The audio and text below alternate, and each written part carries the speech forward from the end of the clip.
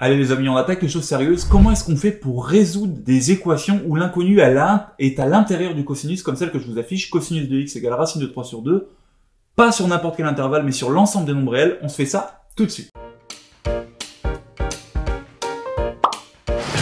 Alors, pour traiter ce genre de problème, encore une fois, vous allez avoir besoin de connaître votre cercle trigonométrique. Donc moi, je me remets mes valeurs qui sont là. Hop, je sais que j'ai pi sur 6, évidemment, pi sur 3, pi sur 4 et pi sur 6.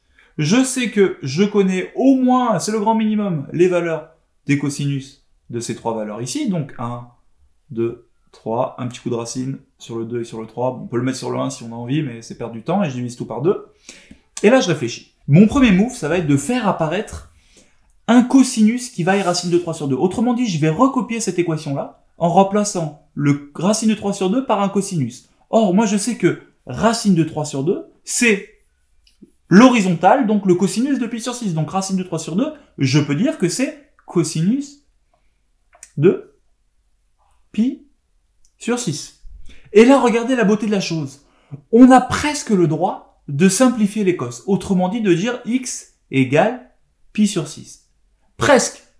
Pourquoi presque? Eh bien parce que regardez, pi sur 6, il me mène à racine de 3 sur 2, donc ce nombre-là, il est bien solution de cette équation, mais il y en a un autre.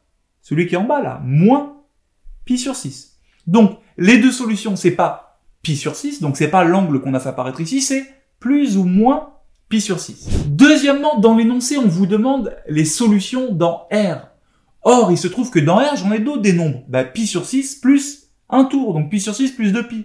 Pi sur 6 plus 4pi. Et ainsi de suite, et ainsi de suite, et ainsi de suite. Donc, on va dire plus k fois 2pi, avec k qui n'est pas un entier naturel, parce que les négatifs, ça marcherait aussi. Autrement dit, pi sur 6 moins 2pi, ça marcherait aussi. Pi sur 6 moins 2 fois 2pi, ça marcherait aussi. Donc, k appartient à z.